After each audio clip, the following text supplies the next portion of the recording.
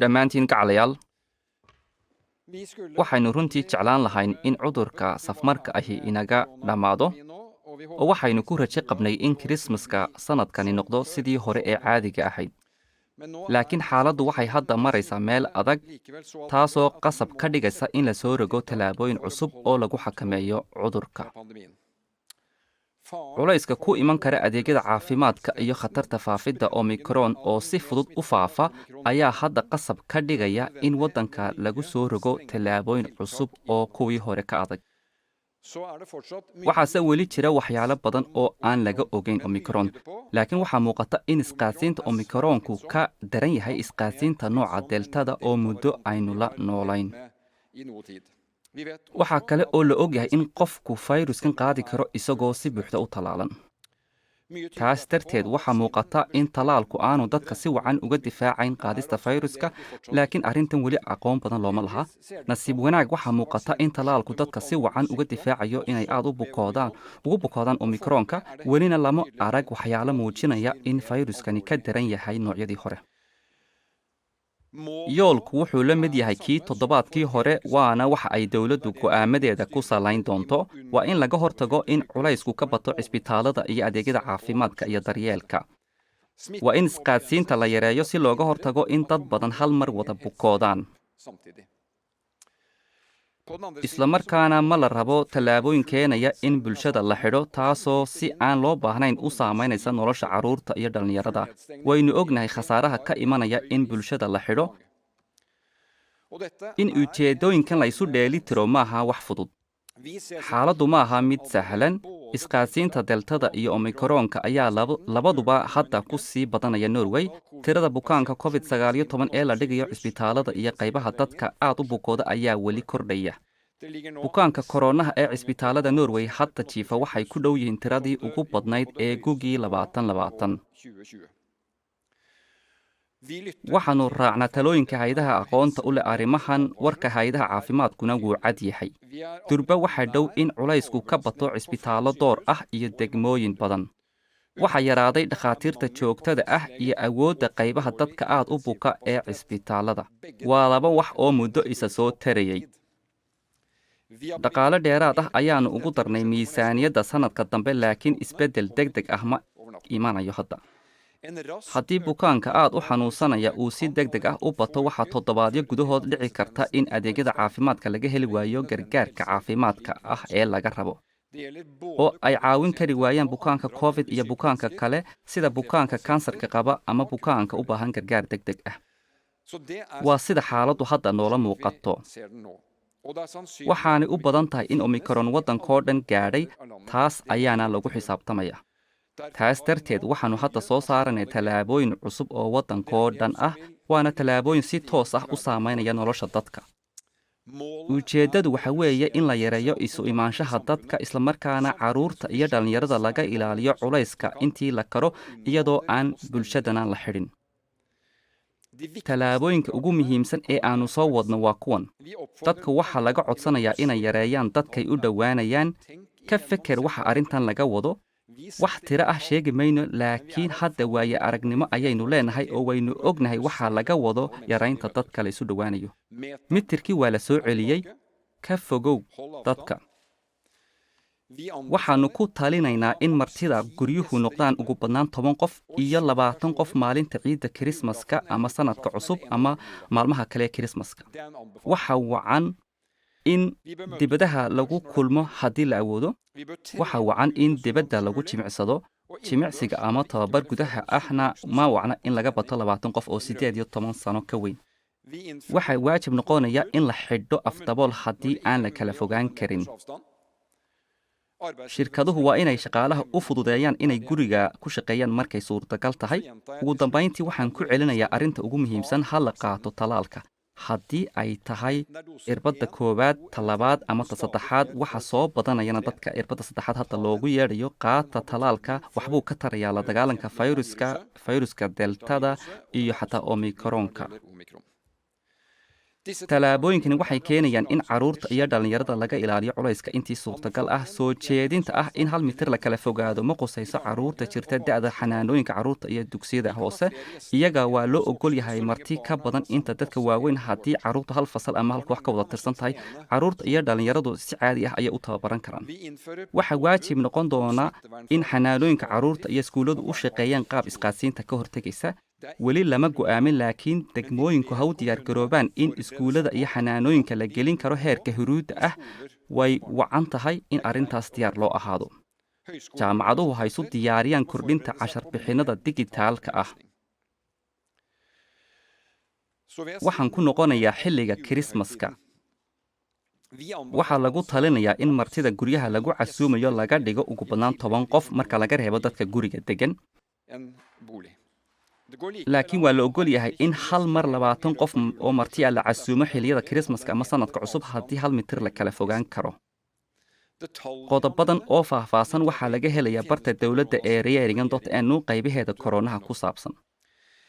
laakiin si kasta oo loo dhigo talooyinka iyo xeerarka waxaa jiri doona waxyaalo aanu ka tagnay ama waxyaalo lala yaabo ama macquul aan loo arkin. taas darteed waxaan hoosta ka xariiqayaa waayo aragnimada iyo is-aaminaadda aynu soo dhisnay. in dadku og yahay arrintan macnaheeda waxaa laga wado kala fogaansho, isu dhowaansho iyo yaraynta isu imaanshaha. waxaan filayaa in dadku fahamsan yahay.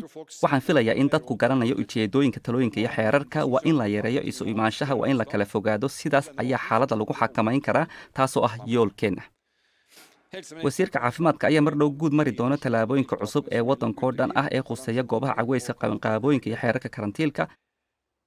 inkastoo aan bulshada la xidhaynin, waxaan shaki aan lahayn oo u baahan in la sheego in tallaabooyinkani culays ku keeni doonaan qaybo ka mid a shirkadaha iyo ganacsiga. in badanoo ka mid a dadka ka shaqeeya dhaqanka goobaha caweyska iyo cuntada iyo dalxiiska ayaa hadda baajin iyo xadidnaan ku iman doonaan howlahoodii. aad ayaan u fahmayaa in arrintani quus keeni karto. taas darteed waxaan stuutinga u soo jeedin doonaa nidaam intii macquul ah dhaqaale kab siin doona shirkadaha dhibtu soo gaadho. wasiirka maaliyadda ayaa faahfaahin doona arrintaas. waxaanse ballan qaadi karaa in hay'adaha caafimaadka, macadka caafimaadka dadweynaha, agaasinka caafimaadka iyo mas-uuliyiinta waddankoo dhan si dhow oo saacad ah ula socon doonaan xaaladda. sidaan hore u sheegay, haddii loo baahdo tallaabooyin kale si deg deg ah ayaanu u soo rogi doonaa kuwo kale. markaana waxaa adkaan doonta in carruurta iyo dhallinyarada laga ilaaliyo culayska imanaya, waxaana dhici karta in arrintaas laga maarmi waayo. waxyaalo badan ayaan la hubin, laakiin hal arrin ayaa la huba oo ah in arrintani tahay mid culus. markaa ka hor intaan wasiirka caafimaadku faahfaahin tallaabooyinka, waxaan rabaa inaan sheego arrintan. dad badan ayaa dareemaya in dib loogu noqday halkii laga soo bilaabay. ku dhowaad 2 sano ayaynu la daalaadhacaynay cudurkan safmarka ah. dad badan ayaa daalay, weliba shaqaalaha kartida leh ee caafimaadka iyo degmooyinka oo habeen iyo maalinba heegan ahaa muddadii cudurku socday. waan ammaanayaa, waan u mahad celinayaa kuwa cisbitaalada, kuwa qaybaha dadka aad u buka iyo guud ahaan cisbitaalada oo dhan, iyo kuwa degmooyinka ee dadka talaala ee la kulma dad ku sugan xaalado adag, dad buka iyo weliba ay ku adag tahay inay helaan shaqaale iyagana siiya. laakiin xataa markan kale ee adag wadajir ayaynu kaga bixi doonaa. waynu iscaawin doonaa, talooyinka ayaan raaci doonaa iyo waxyaalaha waajibkana wayn raaci doonaa. way adag tahay in mar kale la galo xilligii qaboobaha iyadoo xayrado adag ay jiraan, laakiin waa mas-uuliyad darro iyo khalad in hadda la dhayalsado xaaladda. tanna waynu ku guulaysan doonaa. waxaana muuqata in talaalku dadka intiisa badan ka difaacayo inay aad u bukoodaan. marka qofka aan istalaalin, waxaan leeyahay istalaal, la xidhiidh degmadaada. dadka loogu yeedho irbadda xoojinta ah, kuwaas oo hadda soo badanaya. waayeelka ayaa u horeeya, inteena kalena waynu ku xignaa. waxaan leeyahay aqbala oo qaata talaalka. haddaba waxaan ku wareejinayaa wasiirka caafimaadka Ingvill. soo dhowow. mahadsanid. hadda ayaan la soo qabsanaynay inaan iska dayno afdaboolkii iyo mitirkii. waxaan ilownay miiskii iyo xadidaaddii tirada dadka, laakiin mar kale ayay intiiba soo laabteen. waxaa jira dad aanba wakhti u helin inay iloobaan safmarkii iyo cawaaqibkiisii, kuwaasoo ah shaqaalaha caafimaadka, kuwa degmooyinka iyo kuwa isbitaallada labadaba.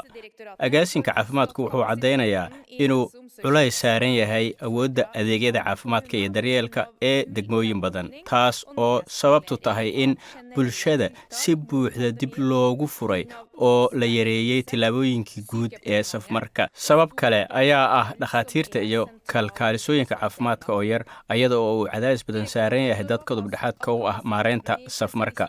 Waxaa kale oo agaasinku caddaynayaa in ay caqabado horyaalaan awoodda adeega caafimaadka takhasuska leh ee hay-adaha caafimaadka badankooda. Qaarkoodna caqabado waaweyn ayaaba horyaala. Agaasinka caafimaadka wuxuu qabaa haddaan isqaadsiintu hoos u dhicin in halis weyn loogu jiro inay muddo gaaban gudaheed shaqadu si xad dhaafa ugu badato adeega caafimaadka takhasuska leh. Markaan leenahay culays xad dhaafa ayaa saaran laamaha caafimaadka, waxaan ula jeedaa shaqaalaha halkaas ka shaqeeya. Waa shaqaalaha cidda culaysku ku badan yahay. Muddo aad u dheer ayay xoog u shaqaynayeen, mana jirto cid diyaar ah oo beddesha markay bareeg u baahdaan. Haddii ay shaqadu xaddhaaf ugu badato adeega caafimaadka, dhammaanteen ayay taasi na saamaynaysaa. Waxay keenaysaa in qalliimyada dib loo dhigo, liisaska sugitaankuna waa dheeraanayaan. Xaaladduna degdeg ayay uga sii daraysaa haddaan joojin weyno faafidda cudurka. Sidaas darteed waa inaan yaraynaa isqaadsiinta cudurka oo hoos u dhignaa culayska saaran shaqaalaha caafimaadka. Waxaan qaadaynaa tillaabooyin aan toos ugu yaraynayno faafidda cudurka, kuna fududaynayno maalinta shaqada ee shaqaalaha caafimaadka kuwooda cadaadiska ugu badan la kulma. Maanta muddada karantiilka ee qofka u dhowaada qof cudurka qaba waa 10 maalin, marka dadka guriga la degan ama sidaasoo kale ugu dhow qofka laga helo cudurka koroonaha loogana shakisan yahay noocan Omicron. Hadda 10 maalin oo karantiil ah ayaan ku soo rogaynaa qof kasta oo u dhowaaday qof looga shakisan yahay Omicron. Dadka u dhowaaday oo dhan waa in tijaabo PCR ah looga qaadaa sida ugu dhaqsaha badan ee suurtagalka ah iyo maalinta 7 kadib markii loo dhowaaday qofka cudurka laga helay. Karantiilka waa laga bixi karaa haddii tijaabada maalinta 7 cudurka qofka laga waayo. Dhakhaatiirta joogtada ah iyo kuwa soo jeedka leh ayay maalmahan bukaanku aad ugu soo qulqulayaan. Sidaa darteed ayaan xoojinaynaa si bukaanku u helaan adeegyada ay u baahan yihiin, dhakhaatiirtuna fursad ugu helaan inay shaqadooda qabsadaan. Waxaan soo celinaynaa heerarkii lacagta ee dhakhaatiirta joogtada ah u sahlayay inay bukaanka la socdaan oo daaweeyaan inta safmar ku jiro. Waxaan suuro gelinaynaa inay wax hal dhakhtar ka badan markiiba ka shaqayn karaan liiska dhakhtarka joogtada ah. Waxaa kale oo aan soo rogaynaa tallaabooyin badan oo aad horay u taqaaneen. Amarada iyo talooyinka cusub ee heer qaran waxay dhammaantood dhaqan galayaan 6 saac ee habeenka Khamiista 9 Diseembar. 4 toddobaad ayay soconayaan, laakiin 2 toddobaad kadib ayaa mar kale qiimeyn lagu samayn doonaa. Goobaha cuntada iyo cabitaanka waxaa lagu soo rogayaa inay martida oo dhan u suurageliyaan inay 1 mitir kala fogaan karaan marka laga reebo kuwa isku guri degan ama sidaa oo kale isugu dhow. Dhammaan goobaha cuntada iyo cabitaanka ee haysta shatiga khamriga waxaa lagu soo rogayaa inay cuntada iyo khamriga ku bixiyaan miis iyo fadhi marka laga reebo qabanqaabooyinka dhaqanka. Shubidda khamriga waxaa la joojinayaa 6 saac oo habeenimo. Goobaha cuntada iyo cabitaanku waa inay diiwaan geliyaan macluumaadka qofeed ee dhammaan martida taa ogolaata. Qabanqaabooyinka haysta shatiga khamriga oo dhan waxay shubista khamriga joojinayaan 6 saac oo habeenimo, waxaana laga rabaa in qabanqaabiyuhu mas'uul yahay. Waxaa qabanqaabiyaha laga rabaa inuu la socdo dadka meesha jooga oo dhan oo uu hubiyo dadka aan isku guriga deganayn inay 1 mitir kala fogaadaan. Isu imaatinka gaarka ah ee ka dhaca golayaasha la kiraystay ama la amaahday waxaa loo ogol yahay ugu badnaan 20 qof. Tacsida aaska waxaa la ogol yahay 50 qof. Qabanqaabooyinka guud ee aan dadku haysan meelo ay fadhiistaan oo loo tilmaamay waxaa la ogol yahay 50 qof. Qabanqaabooyinka guud ee dadku haystaan meelo ay fadhiistaan oo loo tilmaamay waxaa la ogol yahay 3 koox oo min 200 oo qof ah haddii ay kooxuhu isu jiraan masaafo 2 mitir dhan. Isugeyn waa 600 oo qof. Waxaan shaqabixiyayaasha u soo jeedinaynaa inay wakhtiga shaqada kala duwan meelaha aan guriga lagu shaqayn karin. Waxay culayska ka yaraynaysaa gaadiidka dadweynaha, waxayna hoos u dhigaysaa halista isqaadsiinta cudurka ee wakhtiyada socodka dadku badan yahay. Qabanqaabooyinka ka dhaca dibadda waxaan soo jeedinaynaa in 1 mitir la kala fogaado haddii aysan suurtagal ahayn in afdabool la xirto. gacaliyayaal way adag tahay in mitirkii iyo afdaboolkii mar kale lala soo baxo, laakiin waa lagama maarmaan. degmooyin badan ayaa xoog u shaqeeyey sidii faafidda cudurka loo yarayn lahaa. waana hawl adag marka shaqaalaha iyo dadweynuhuba la daalan yihiin maalmo shaqo oo dheer iyo safmar aan dhammaanayn. haddaan dhowr magaalo soo qaato, waxaa wax lagu faana ah shaqada ay qabteen Tromso, Trondheim, Oslo iyo Bergen. laakiin waxaan ku khasbannahay inaan dhammaan dadaalno oo mitir iyo afdabool la soo baxno oo xadidno tirada dadka, miisaskana fadhiisanno. danteenna iyo midda shaqaalaheenna caafimaadka sidaas ayay ku jirtaa. mahadsanid. waxaan dul maraynaa nidaamyadii dhaqaalaha ee ay dowladdu maanta isku raacday ee aan bilaabayno. waxa hadda dhacaya ayaa siyaalo aad u kala duwan u saameeya ganacsatada. qaar badan oo ka mid a ganacsiga Norway ayaa aad u wanaagsan, dhaqdhaqaaq dhaqaale oo badan ayaana jira. xisaabaadka waxaan ka aragnaa in rajo badan jirto, laakiin haddana waxaa jiro meelo waxyaalo waaweyn soo gaareen, gaar ahaan meelaha lagu kulmo iyo kuwa marka aan safrayno. ujeeddada ka dambaysa nidaamyada kabista dhaqaalaha, nidaamyada kala duwan ee aan soo saarnay, ayaa ah kuwo aan isku dayno inaan xaaladda wax yar u fududayno meelaha dhibku soo gaaray. si nidaamsan ayaan u kala qaadayaa. qodobka koowaad, waxaan soo celinaynaa nidaamkii kabista dhaqaalaha ee ay dad badan yaqaaneen, laakiin waxyaalo ayaan ka bedelaynaa, sida in hoos u dhac dhaqaale uu ka yaraan doono kii wareegii hore. shirkadihii horay u helay nidaamkan waxay arki doonaan in hoos u dhaca dhaqaalaha ee hadda uu wax yar ka yaryahay kii hore. waxaan sidoo kale samayn doonaa xad sare, kaasoo keeni doona inaan caawin doono shirkado badan oo ah kuwa yaryar iyo ku dhexdhexaadka ah. waxaan sidoo kale xoojin doonaa nidaamkii kabidda dhaqaalaha ee degmooyinka ee aan toddobaadkii hore sheegnay. waan xoojinaynaa oo waxaan ku kordhinaynaa 1 bilyan oo awood dhaqaale oo xooggan ayuu nidaamku yeelanayaa.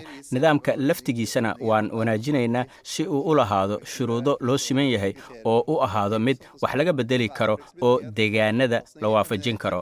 waxaa sidoo kale la rabaa in nidaamku ahaado mid ay isku hadlayn karaan kuwa isticmaalaya. waxaan rajaynayaa inuu ahaado mid toos u beegsada meelaha looga baahan yahay, isla markaana la isku hadlayn karo markaan u xoojinno sida aan soo jeedinay. waxaa kale oo aan sii wadaynaa nidaamkii kabista dhaqaalaha ee tareemada, safarada basaska iyo doomaha. waxaa la sii wadayaa ilaa Maarso. si loo caawiyo shirkadaha diyaaradaha ayaa waxaan soo jeedin doonaa in canshuurta kuraasta diyaaradaha laga dhaafo bilaha Janaayo, Febraayo iyo Maarso. marka la eego gaadiidka dadweynaha ee maamulada gobollada, waxaan miisaaniyaddii dowladda ee toddobaadkii hore la ansixiyey ku sheegnay inay maamulada gobolladu heli doonaan 500 oo milyan iyo tii lagu daray isu dheelitirkii miisaaniyadda ee dambe. laakiin waxaan idiin sheegaynaa inaan had iyo jeer xaaladda la socon doono oo hubin doono in gobollada laga kabo kharashaadka uga baxa arrimahan. degmooyinkana waa loo celinayaa kharashaadka dheeriga ah ee ka baxa. waxaad kalsooni buuxda ku qabi kartaan in kharashka tallaalka, tijaabada, raadraaca cudurka, waxyaalaha aas-aasiga ah ee koronuhu keenay, sida shaqaalaha ku-meelgaarka ah ee badan, waxyaalahaas dowladda ayaa idin garab istaagi doonta si aad u qaadaan tillaabooyinka ka hortagga cudurka ee loo baahan yahay si loo yareeyo isqaadsiinta cudurka. degmooyinkuna si fiican bay u yaqaanaan kooxdii shaqada ee jirtay, waana sii jiraysaa si dadka maamula howlaha deegaanadu ay u helaan kalsoonida ay u baahan yihiin. waxaa xiga lacagta daryeelka. waalidka carruurta yaryar waa loo badinayaa, maxaa yeelay waxaa laga yaabaa inay jiraan qoysas in badan guriga jooga. marka 2022 waa la laba jibaarayaa inta maalin eed guriga joogi karto ood qaadan karto lacagta daryeelka. waxaan kaloo ku celinayaa arrintii aan toddobaadkii hore sii sheegnay ee ahayd in ay dowladdu maalintii 6aad la wareegi doonto maqnaanshaha shaqada jirro looga maqan yahay. sida caadiga ah waxay ahayd maalinta 16aad, laakiin jirrada koronaha la xiriirta waa maalinta 6aad. marka dowladdu waxay culayska ka qaadaysaa shirkadaha shaqaaluhu guriga joogaan koronaha dartiis. sidii aan toddobaadkii hore sii sheegnayba, waan sii wadaynaa nidaamkii kabista dhaqaalaha ee dhaqanka iyo isboortiga. waxaan eegi karnaa inaan wax ka bedelis ku samayn karno si aan si wanaagsan ugu jaangoyno xaaladda ay dhaqanka iyo isboortigu ku sugan yihiin.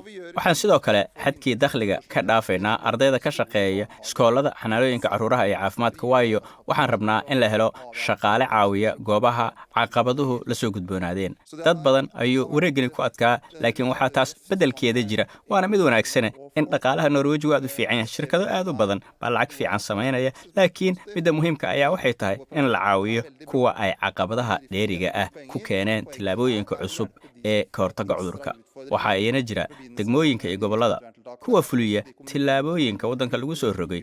waa in la sugo ammaanka dhaqaalahooda si ay howlaha u wadaan oo faafidda cudurka u joojiyaan. waxaan rajaynaynaa in waxyaalahani kalsooni siinayaan shirkadaha la hubo inay caawa xaalad adag ku sugan yihiin. waxaan markaana hadalka ku wareejinayaa ka hortagga cudurrada iyo Camilla Stoltenberg. mahadsanid, fiid wanaagsan. fayruska koronaha ayaa mar kale qaboobahan keeni doona isqaadsiin iyo xanuun daran, weliba laga yaabo inay gaadho heerkii ugu sarraysay muddadii cudurku ka socday Norway. xilligan lama hubo sida nooca omicron u beddeli doono xaaladda cudurka ee Norway, laakiin ifafaalayaashu ma wanaagsana. waa dabiici in fayrusku isbeddelo. mar kasta oo fayrus galo jidhka qof cusub waxa isdhalan rogaya fayruska noocyo cusub oo fayruska ah oo ka faafid og kuwii hore ayaa mar kasta kuwii hore beddelaya. waxaynu u bixinay nooc fayruseed. sannad ka hor wuxuu ahaa nooca alfada oo loo yaqaanay nooca ingiriiska oo beddelay kuwii hore. xagaagii waxa uu ahaa deltada. haddana waxaa muuqata in nooca omicron beddeli doono dhowr toddobaad kadib. nooca omicron wuxuu kuwa kale dheer yahay in dadka tallaalani si fudud u qaadi karaan, iyadoo dadka aan tallaalayna qaadi karaan. marka dad badan ayuu gaadhi karaa. oo marka dad badan qaadaan waxa kordhaya dadka aad u bukoon doona.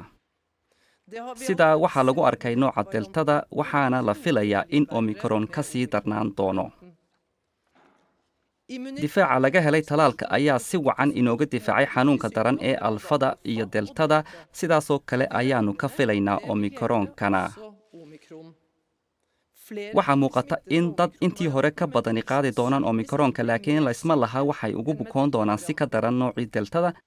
ilaa hadda lama arag xanuun intii hore ka daran oo ku dhacay dadka tallaalan, laakiin lama arag mid ka khafiifsanna. way fiicnaan lahayd in noocani keenayo xanuun ka khafiifsan, laakiin khatarta omicronku si kastaba waa mid weyn.